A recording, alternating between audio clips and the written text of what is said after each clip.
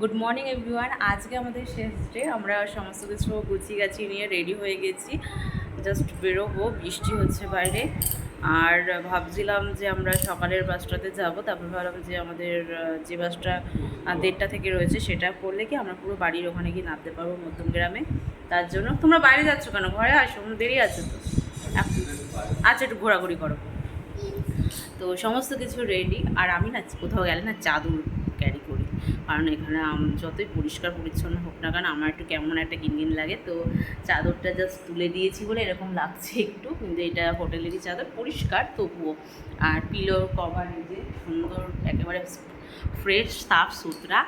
আর বাইরে এত সুন্দর ওয়েদারটা না, আমার বাবুসোনার বাবা মানে আমার কর্মশায় তো যাওয়ার আজকে কোনো রকম ইচ্ছা নেই। এদিকে দেখো ব্যাগপ্যাকটা সব গুছিয়ে দিয়েছি বেরোবো বলে। ও বলছে যে বৃষ্টি বলছে, বৃষ্টিতে স্নান করব, স্নান না করে একটু মানে সমুদ্রে ঘুরবো, এই সমস্ত। আমারও ইচ্ছা করছে না বলবো না, ইচ্ছা করলেও আসলে না ভাবছি যে বৃষ্টির মধ্যে আর কি করবো, কোথাও ঘুরবো, কোথাও সব জায়গায় ঘোরাটোরা হয়ে গেছে।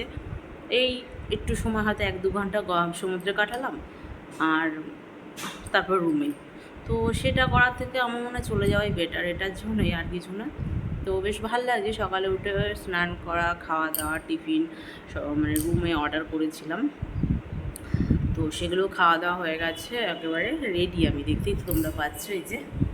তো দিনটা ভালো কাটলো বেশ 2 দিন। আর রুম সার্ভিস সত্যি খুবই ভালো। আমরা রয়েছি বকখালি সমুদ্রের কি ঠিক 1 মিনিট দূরত্বে, রূপসী বাংলাতে। আর এখানের ফ্যাসিলিটিগুলি সত্যি ভালো, তোমাদেরকে আমি দেখাচ্ছি, দেখে নাও যে কেমন কি।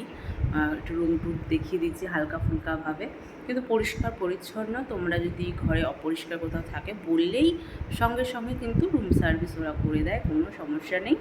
আর এখানে কিন্তু হোটেল বনশ্রীর খাবার অ্যাভেলেবেল, তো তোমরা ঘরে বসেও অর্ডার দিতে পারো।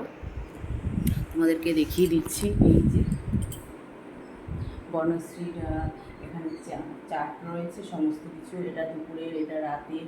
এখানে এগ, চিকেন বিরিয়ানি, এখানে সবজি সবজি তরকারি এই সমস্ত আছে। এক্সট্রা ভাত 5 টাকা, এক্সট্রা 1 প্লেট ভাত 40 টাকা, আর 40 টাকা। আর এই যে নাম্বারটা দেখছো, এটা কিন্তু হোটেলের ওনারের নাম্বার। এই নাম্বারটা তোমরা সকলে কিন্তু ফোন করে আসতে পারো। আমার ওপিনিয়ন বলবো তো ভীষণই ভালো, ব্যবহার তো ভীষণ ভালো, আর সত্যি রুম সার্ভিসও ভীষণই ভালো। আর ঘরের কোয়ালিটি সমস্ত কিছু অল ওকে। তো আমার তো ভীষণই ভালো লেগেছে। কিন্তু আমরা যেখান থেকে এসেছি অনেকটা সময় লাগে, এটাই। এই দূরত্বের থেকে আমি বলবো দীঘায় যাওয়া সবথেকে বেটার। কিন্তু দীঘার যে মানে হাই রেঞ্জ এখন ইমিডিয়েট চলছে, সেই তুলনায় আমার মনে হয় ওর জন্যই হয়তো গ্যাদারিংটা একটু বকখালিতে একটু বেশি হচ্ছে। কারণ কি দীঘাতে সবাই টাকা পয়সাটাও তো মানুষ দেখে, তাই না? ঘুরতে যে মানে অনেকে মানুষের সামর্থ্যতে হয় না, সেখানে কিন্তু তোমরা বকখালিতে চোখ বন্ধ করে আসতেই পারো। একটু যাতায়াতে একটু সমস্যা হতে পারে, আর কিছুই না। আর আমরা তো ট্রেনেও ওই সমস্ত ট্রাভেল করিনি, আমরা পুরো বাসে করেছি, তো একটু চার্জটা একটু বেশি লেগেছে, কিন্তু একভাবে আসতে পেরেছি, এটাই। তোমরা যারা ট্রেনে আসতে চাও আসতে পারো, কোনো সমস্যা নেই। তোমাদের ডেসক্রিপশান বক্সে সমস্ত কিছু ইনফরমেশানগুলো আমি তোমাদেরকে দিয়ে দেবো, তোমরা চেক করে নিও।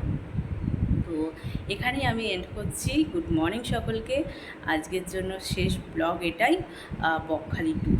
তো সম্পূর্ণ ভিডিওটা তোমরা দেখতে থাকো, আশা করি ভালো লাগবে। ভালো লাগলে like and comment and subscribe করে দিও। আর যদি তোমরা ফেসবুক থেকে ভিডিওটা দেখে থাকো, তো এটাই বলবো, তোমরা কিন্তু কী করবে, একটা পেজে লাইক করে দিও।